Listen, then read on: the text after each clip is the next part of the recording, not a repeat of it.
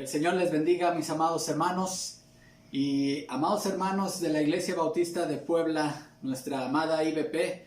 Quiero externar a nombre mío, a nombre de mi familia y a nombre de la Iglesia Bautista Dios en las Alturas de San Antonio Tlatenco, nuestra muy grande felicitación por su 4º aniversario de vida eclesiástica. Hermanos, realmente sabemos que esto fue el 12, pero queremos decirles que reconocemos la obra que el Señor ha estado haciendo en cada uno de ustedes al darles y concederles su gracia para mantenerse firmes en la comunión, en la proclamación del Evangelio, en la observancia de las ordenanzas, hermanos, en la instrucción bíblica, en todo lo que implica ser iglesia, hermanos. Y reciban cada uno de ustedes, hermanos, nuestra felicitación fraternal y nuestra palabra también de ánimo a que sigan adelante, hermanos, fieles al Señor hasta que Él venga por nosotros.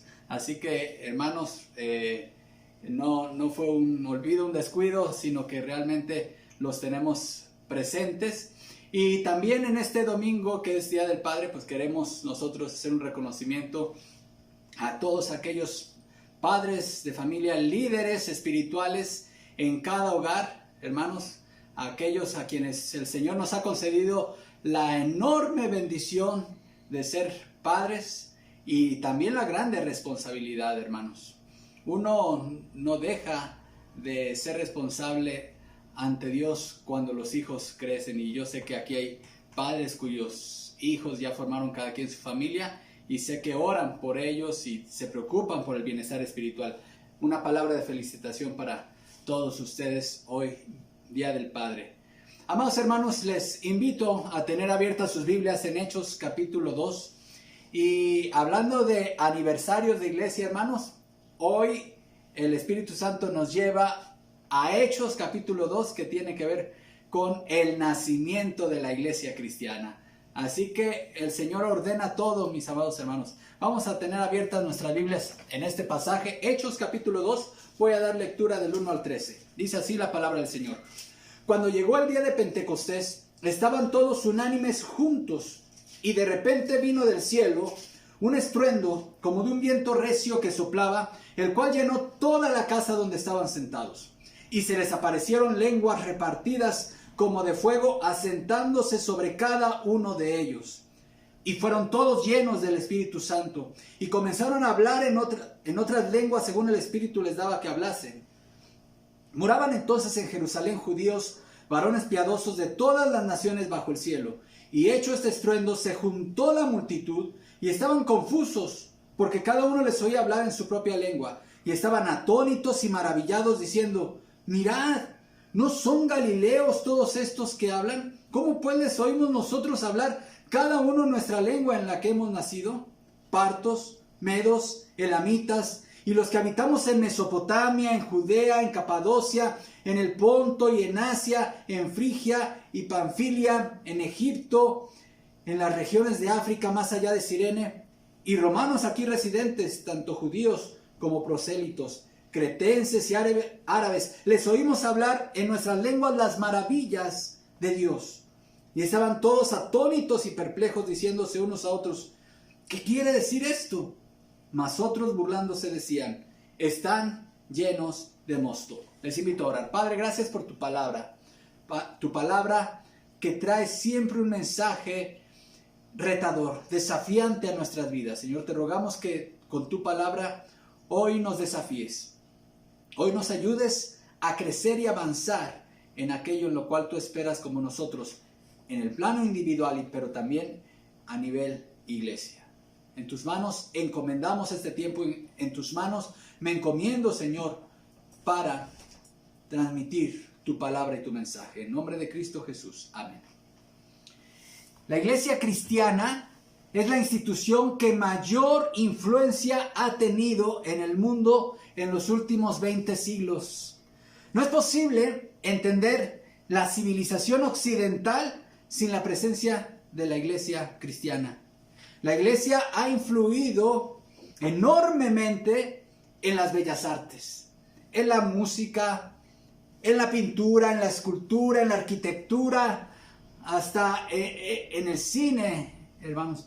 La iglesia cristiana ha sido la principal influencia en el pensamiento occidental. Ha influido en la filosofía, en las leyes, incluso muchas de las libertades y derechos que hoy gozamos como ciudadanos, hermanos, fueron generados gracias a líderes cristianos consagrados y fieles a la fe cristiana. Pero lo más maravilloso que ha hecho la iglesia cristiana, hermanos, en estos últimos 20 siglos, sin lugar a dudas, ha sido la expansión del evangelio, trayendo esperanza, trayendo perdón, trayendo amor a todas las naciones a donde ha llegado. Cuando hablo de la iglesia cristiana, no estoy hablando, hermanos, de una institución con una estructura visible y con una sede en algún lugar del mundo. No estoy hablando del romanismo, no estoy hablando del mormonismo, no estoy hablando del rusalismo, e incluso no estoy hablando de ninguna denominación evangélica en particular.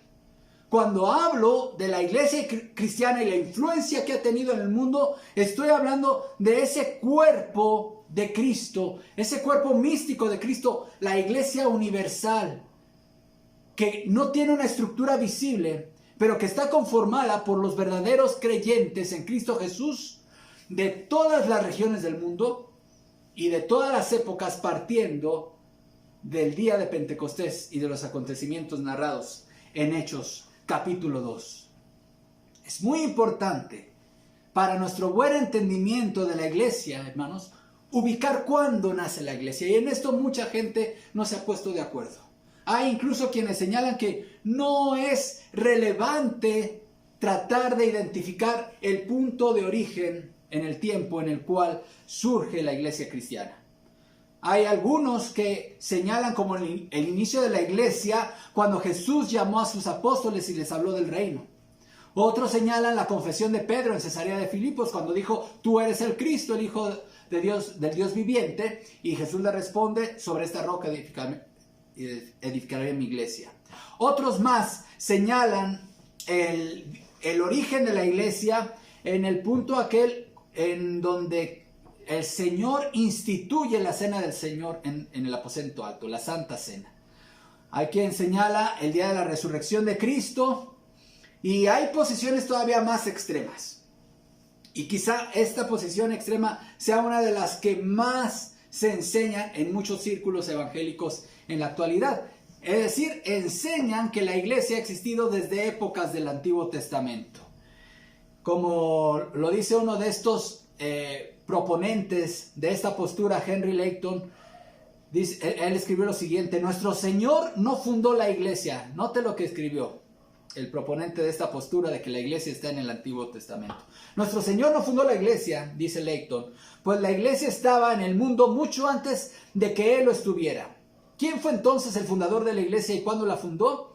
El fundador de la iglesia fue Yahvé, y la fundó cuando llamó a Abraham.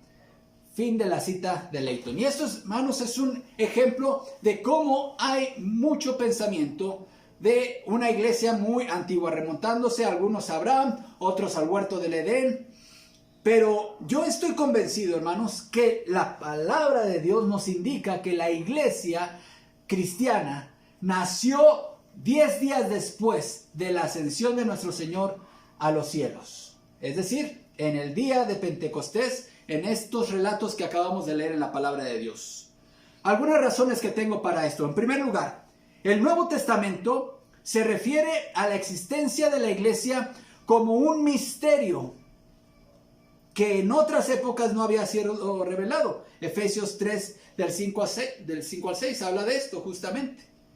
Así que el hecho de que esto fuese un misterio, que en dispensaciones anteriores o en el antiguo pacto, Dios no lo reveló y lo quiso revelar a sus apóstoles en la época ya de la iglesia, hermanos. Esto es una evidencia de que en la antigüedad no había una iglesia cristiana. Pero también Otra razón por la cual yo creo que la iglesia nace en Hechos capítulo 2 es porque era necesario el derramamiento de la sangre de Cristo para que existiese la iglesia. ¿Recuerdan ese pasaje donde el apóstol Pablo dice, el cual, hablando de la iglesia, el cual él compró con su propia sangre? Era necesaria también la ascensión de Jesús a los cielos. ¿Por qué razón, hermanos? Porque también la palabra de Dios nos dice en 1 Corintios 12 que Jesús, llevando cautiva la cautividad, ascendió y dio dones a los hombres. Entonces esos dones, hermanos, que Dios repartió y que están relacionados con su ascensión, son los dones espirituales con los cuales los miembros de la iglesia operamos y hacemos funcionar el cuerpo de Cristo. ¿Qué era necesario? Que Cristo se encarnara, que Cristo muriera, que Cristo resucitara y que Cristo ascendiera a los cielos para repartir estos dones espirituales. Pero también, hermanos, cuando Jesús hizo su declaración sobre esta roca, ahí en Mateo capítulo 16, en la respuesta que le da a Pedro ante su afirmación o declaración de fe, dice, tú eres Pedro y sobre esta roca edificaré mi iglesia. No está hablando de la institución papal, desde luego, aquí está hablando de la declaración, la roca sobre la cual descansa la iglesia. Nadie puede poner otro fundamento que el que está puesto, el cual es Jesucristo, dice el apóstol Pablo. La roca es Cristo y el hecho de que Él es el Hijo del Dios viviente. Esa es la roca fundacional de la iglesia. Pero sigue diciéndole a Pedro el Señor, y las puertas sobre esta roca edificaré mi iglesia. ¿Notaron en qué tiempo verbal está conjugado edificaré? Jesús no está diciendo sobre esta roca he estado edificando mi iglesia. No está diciendo sobre esta roca edifico hoy mi iglesia. Está hablando en futuro.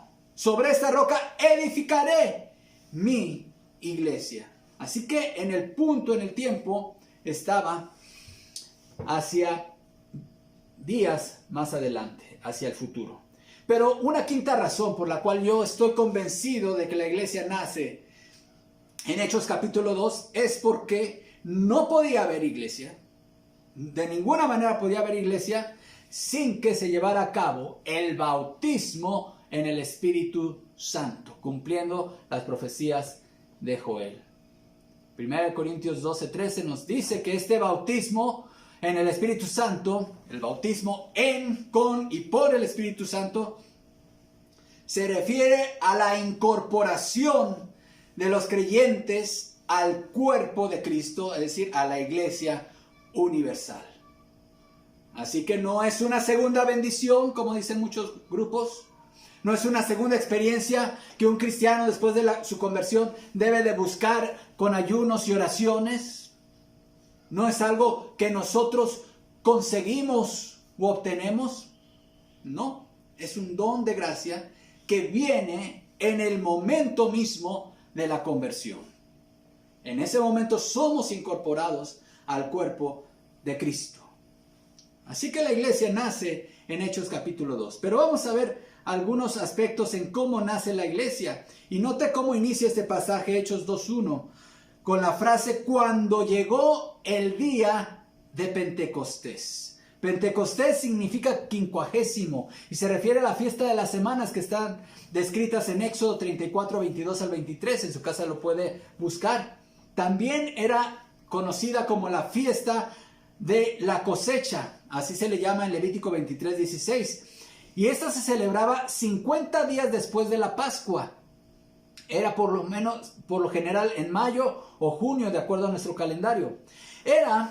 La fiesta de Pentecostés, hermanos, era una de las 3 fiestas anuales para las cuales la nación de Israel se reunía en Jerusalén. El Espíritu Santo vino ese día sobre los 120 creyentes, hermanos, como una primicia. En la fiesta de Pentecostés, hermanos, se entregaban las primicias de las cosechas. Y aquí, estos 120 fueron las primicias de lo que sería la iglesia cristiana. Versículo 2. Y de repente vino del cielo un estruendo como de un viento recio que soplaba, el cual llenó toda la casa donde estaban sentados. Hermanos, aquí vemos un símil muy grande. El símil que emplea Lucas describe la obra de Dios al enviar el Espíritu Santo. Ustedes saben que la palabra en griego para espíritu es la misma que para viento. Cuando Jesús estaba hablando con Nicodemo y le habló del nacimiento en el espíritu, él tomó el símil del viento. El viento sopla de donde quiere, mas ni sabes de dónde viene ni a dónde va. Así es todo aquel que es nacido del Espíritu Santo. El viento se emplea con frecuencia en las Escrituras como símbolo del Espíritu Santo. Usted puede buscar esto en Ezequiel 37:9 y en Juan 3:8, versículo 3. Y se les aparecieron lenguas repartidas como de fuego, asentándose sobre cada uno de ellos. El nacimiento de la iglesia vino acompañado de señales sobrenaturales que Dios escogió soberanamente para que confirmaran la obra que Él estaba haciendo. Él estaba haciendo algo nuevo totalmente, que era fundar su iglesia. Dios en su soberanía decidió dar señales perceptibles a los sentidos físicos. Señales que son perceptibles a la vista y al oído, para certificar el bautismo en el Espíritu Santo de los 120 congregados. Siempre que Dios quiere obrar algo nuevo y quiere darse a conocer, normalmente se certifica con señales. Pero vamos a ver tres aspectos que acompañaron, tres elementos que acompañaron el nacimiento de la iglesia. En primer lugar, hermanos, la iglesia cristiana nació con el bautismo en el Espíritu Santo. Versículo 4. Y fueron todos llenos del Espíritu Santo y comenzaron a hablar en otras lenguas según el Espíritu les daba que hablase. Ahora, ustedes pueden ver en sus Biblias el título ahí del capítulo 2 y dice la venida del Espíritu Santo. Ahora, esta expresión, hermanos, no debe causar confusión en nuestra mente. ¿Por qué? Porque cuando hablamos del Espíritu Santo, estamos hablando de Dios. Es una de las personas de ese único ser divino que existe, que es el Dios verdadero. Entonces, si el Espíritu Santo es Dios, Él posee en plenitud y en infinitud todas las perfecciones y atributos divinos. El Espíritu Santo es omnipotente. El Espíritu Santo es soberano. El Espíritu Santo es omnisciente. El Espíritu Santo también es omnipresente. Así que esta expresión, hermanos, la venida del Espíritu Santo, no debemos entenderla como que el Espíritu Santo estaba en un lugar y a partir de Hechos 2 se trasladó a estar en otro lugar. ¿Por qué? Porque el Espíritu Santo, desde el punto de vista de la omnipresencia, está presente en todo aquel espacio, que pueda ser considerado un lugar. Así que el Espíritu Santo estaba en la tierra antes de Hechos capítulo 2. El Espíritu Santo estaba presente en ese aposento alto antes de Hechos capítulo 2. ¿Por qué? Porque el Espíritu Santo es Dios. Él es omnipresente. Entonces, ¿a qué se refiere con esta expresión la venida del Espíritu Santo? Se refiere a que el Espíritu Santo, hermanos, iba a tener una relación y un ministerio distinto al que había tenido en épocas anteriores con el pueblo de Dios. Es muy distinto el ministerio y obra del Espíritu Santo, y ustedes lo pueden ver en el Antiguo Testamento, en donde Él venía temporalmente sobre un hombre para habilitarlo y capacitarlo para una tarea específica. Pero podía irse de ese hombre y dejar de estar ministrándolo y habilitándolo. Pero aquí, hermanos, nos habla justamente de una obra permanente, una presencia y una administración constante en la vida de los creyentes en Cristo Jesús, de aquellos que conformarían su iglesia y de los que conformaríamos su iglesia. Él está en todas partes, pero a partir de este momento estaría, hermanos, ministrando de una forma especial. Pero es necesario explicar 4 expresiones bíblicas relacionadas a la obra del Espíritu Santo.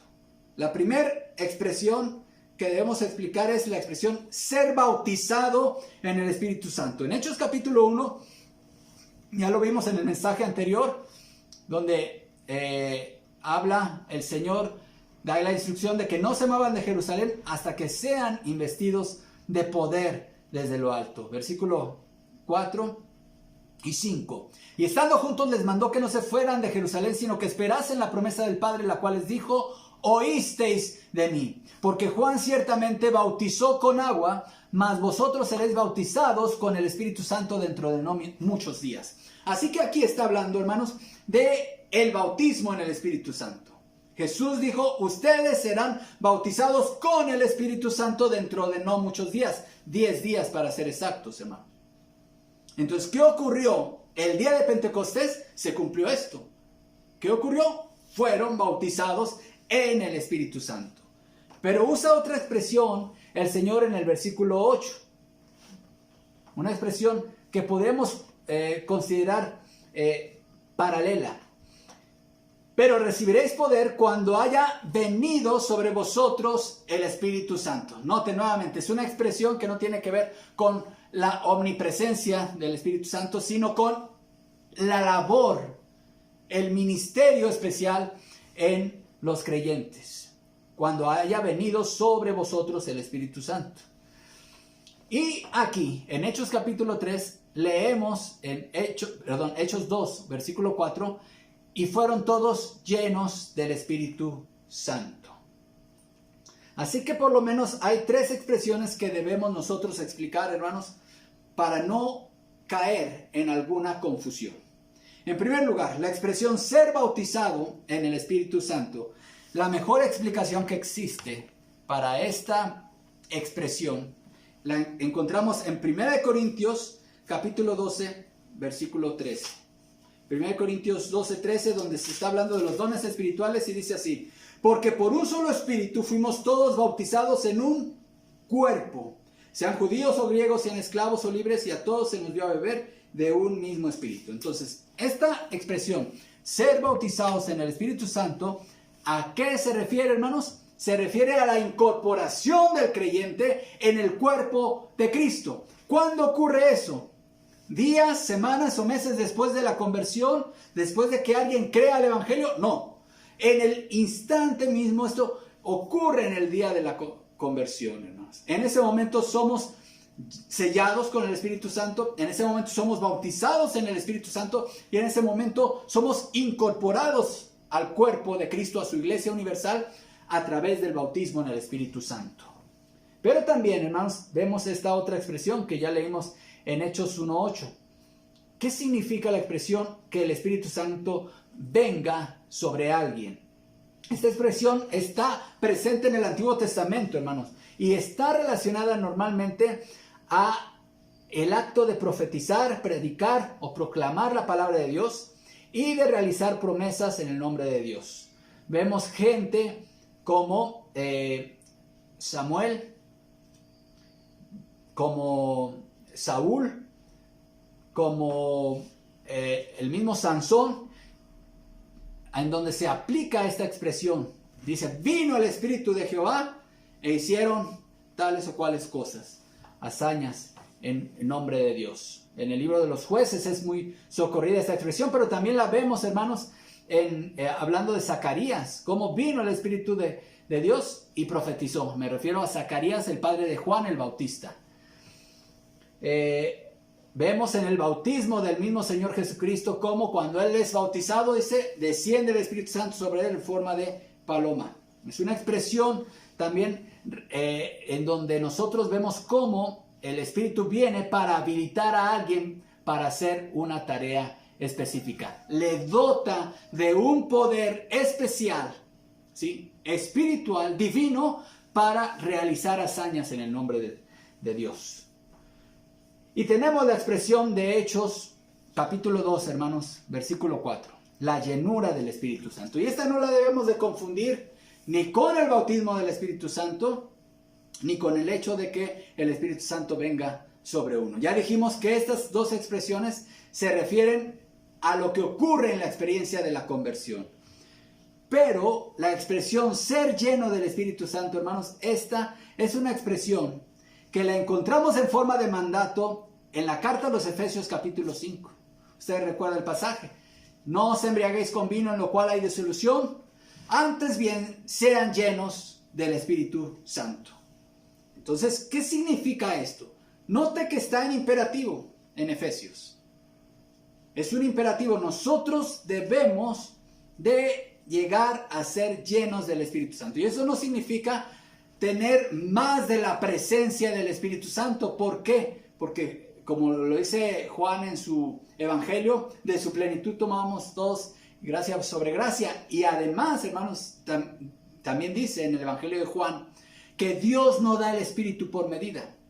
Así que cuando nosotros anhelamos la llenura del Espíritu Santo, no es porque debemos de desear tener más de la presencia. Nosotros tenemos toda la presencia del Espíritu Santo que puede haber. Y nuestro cuerpo es templo del Espíritu Santo. Entonces no nos imaginemos como que somos un vaso o un recipiente en donde tiene que estar lleno del Espíritu. Más bien la analogía está en el mismo versículo de Efesios. ¿Cuál es la analogía? La intoxicación etílica. Alguien que está en estado de ebriedad está dominado todo por el alcohol. Así que su hablar, su actuar y sus emociones completas están dominadas. ¿Por qué? Por el alcohol. ¿Qué dice el mandamiento? No se embriaguen con el alcohol. Más bien sean llenos del Espíritu Santo. Una vida dominada y controlada por el Espíritu Santo. A eso se refiere justamente la llenura del Espíritu Santo. Así que en Hechos 2, hermanos, ocurrieron dos eventos que tienen que ver con el ministerio del Espíritu Santo simultáneamente. Fueron bautizados en el Espíritu Santo, es decir, fueron incorporados al cuerpo de Cristo y fueron llenos del Espíritu Santo. Una consagración total, una entrega al control y dominio del Espíritu Santo. Pero vamos a seguir más adelante, que el nacimiento de la iglesia, hermanos, se dio con el bautismo del Espíritu Santo. La incorporación de 120 almas al cuerpo de Cristo. Fueron las primicias, no lo olvidemos. Pero también, hermanos, la iglesia cristiana nació con la proclamación del Evangelio, y esto lo vemos en el versículo 5. Moraban entonces en Jerusalén judíos, varones piadosos de todas las naciones bajo el cielo. Y hecho este estruendo, se juntó la multitud y estaban confusos porque cada uno les oía hablar en su propia lengua. Y estaban atónitos y maravillados diciendo: mirad, ¿no son galileos todos estos que hablan? ¿Cómo pues nosotros les oímos hablar cada uno en nuestra lengua en la que hemos nacido? Y me voy hasta el versículo 11. Cretenses y árabes, les oímos hablar en nuestras lenguas las maravillas de Dios. ¿De qué estaban hablando? Estas lenguas no eran una experiencia extática. No eran expresiones carentes de significado. Eran idiomas que se hablaban en otras partes del mundo. Así que mucho de lo que hoy se dice de hablar en lenguas y que ocurre con desórdenes vergonzosos en muchos lugares de reunión dentro del evangelicalismo y en otros movimientos, no es la experiencia de Hechos capítulo 2. Esos eran idiomas perfectamente entendibles. Los extranjeros residentes de otras partes, que eran judíos, pero que hablaban en su idioma natal de donde habían nacido y que estaban presentes en la fiesta, entendían claramente el mensaje que se les estaba hablando, porque los oían hablar en su propia lengua en la que habían nacido. Así que eran idiomas, no eran balbuceos incoherentes, carentes de significado. Y esto fue una señal que Dios soberanamente quiso dar para certificar lo que estaba haciendo, la creación de su iglesia, el bautismo en el Espíritu Santo. Y también, hermanos, esto era una señal de juicio para los judíos. Para los judíos no incrédulos. Recuerden ustedes, los judíos incrédulos, Dios les manda juicio. Dios soberanamente había ya profetizado que en otras lenguas y con otros labios les hablaría a ellos. ¿Para qué? Para juicio. Jesús, cuando le preguntaron sus discípulos, ¿por qué les hablas en parábolas? Él les dijo, para que viendo no vean y oyendo no escuchen. Era juicio para los judíos. Pero el hecho, hermanos, de que la señal tuviera que ver con las lenguas, y esa es una enseñanza para nosotros en la actualidad, hermanos, es porque la iglesia cristiana, escúcheme bien, hermano y hermana, la iglesia cristiana nació y existe para la proclamación del evangelio. La iglesia cristiana nació y existe para la proclamación del evangelio. No fue casualidad de que Dios escogiera que lo que vieran fueran lenguas. ¿Por qué? Porque los cristianos de todas las épocas utilizaríamos nuestra lengua para llevar el evangelio a todas las partes del mundo. Una iglesia que no tiene como su mayor pasión la proclamación del evangelio no tiene derecho a ser llamada iglesia. Una iglesia que no desea con todas sus fuerzas la salvación de los vecinos que están alrededor, de los habitantes de su misma ciudad, de su mismo barrio, colonia, sector, y de los otros residentes más allá de su ciudad.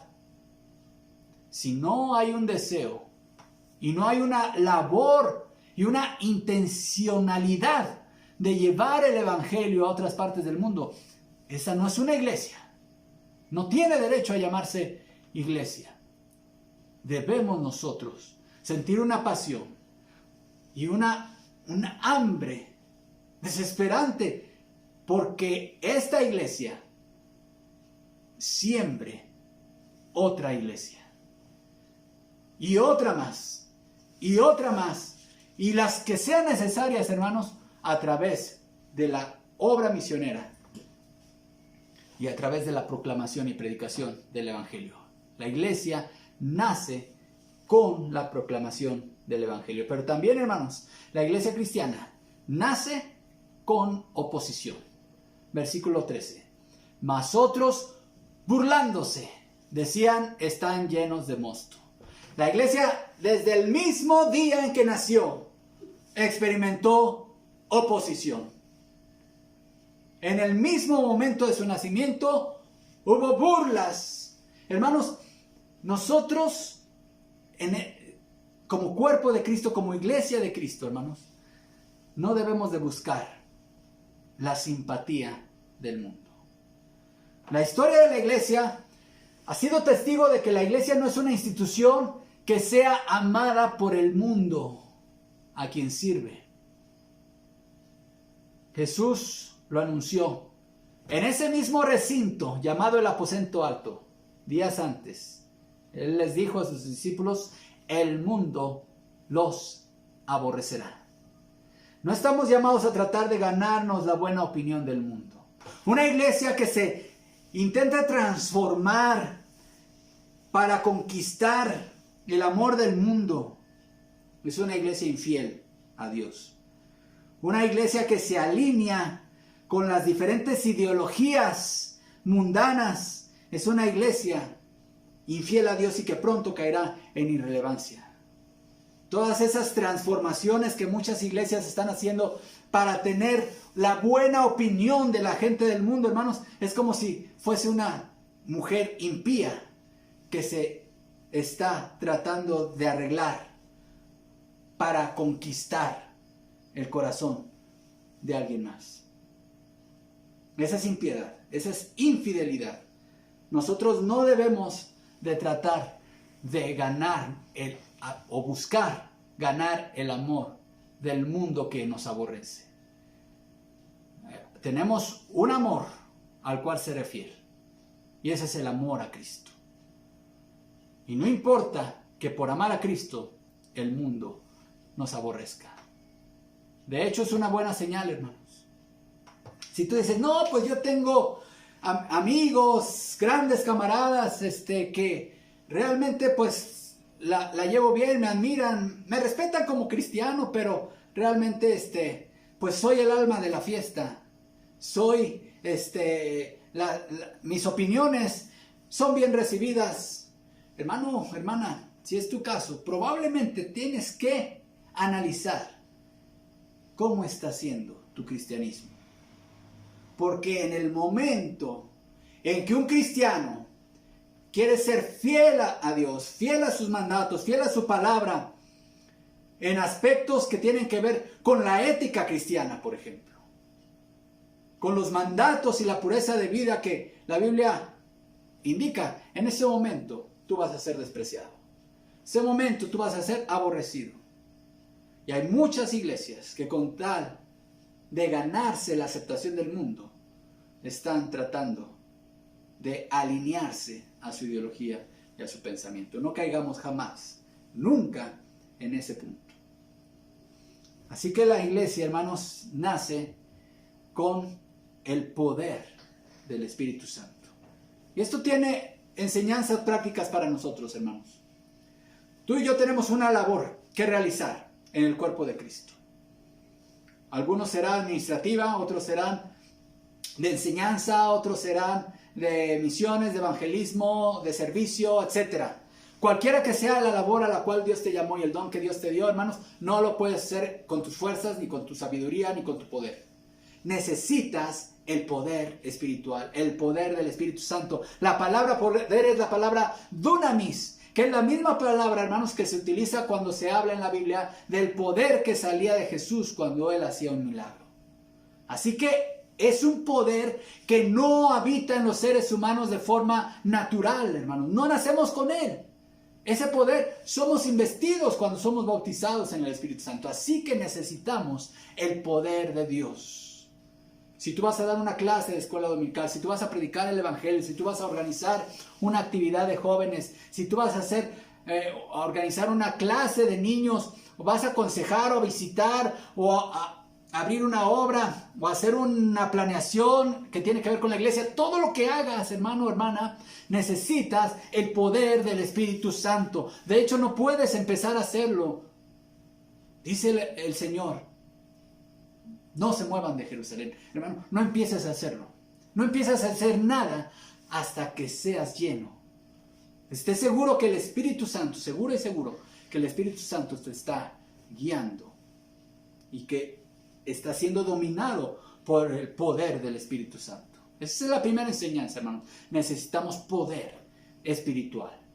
Pero también, hermanos, debe de correr por nuestras venas.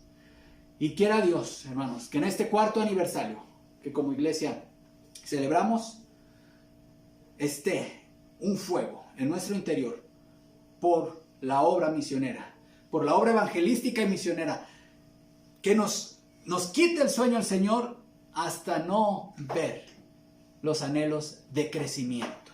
Una iglesia que no quiere crecer, que no quiere ver almas nuevas, almas que están haciendo profesión de fe, que se están discipulando, que se están bautizando, que se están añadiendo a la membresía de la iglesia. Si una iglesia no quiere ver gente nueva en su iglesia, hermanos, está muerta. Debe de cerrar. No es iglesia. Una iglesia deseará cumplir con la labor misionera y deberá desear multiplicarse con la siembra de iglesias, hermanos. Pero también debemos reconocer que cuando hagamos la voluntad de Dios, habrá oposición. Y debemos estar preparados para cuando la oposición llegue. Aquí estaban estos hombres buscando desacreditar una obra de Dios. Dice, estos están ebrios. Y la oposición, hermanos, no se contesta con espada ni con bravuconadas.